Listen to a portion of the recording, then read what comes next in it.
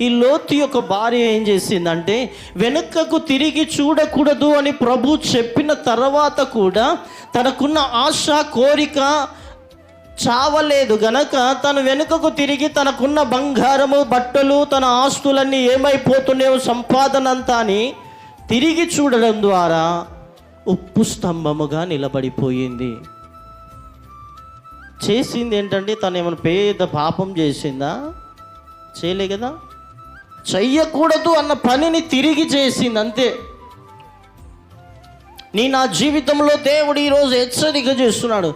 దేవుడు వద్దన్న దానిని దేనిని చేసినా అది నిన్ను అక్కడనే స్తంభంగా నిలబెడుతుంది, కదలనివ్వదు, దేవుని ఆశీర్వాదంలోనికి రానివ్వదు. అర్థమవుతుందా? దేవుని దీవెన యొక్క పొందనివ్వదు. తన కుటుంబం అంతా పాడైపోయింది తన ఒక్కటి ఏవట్టి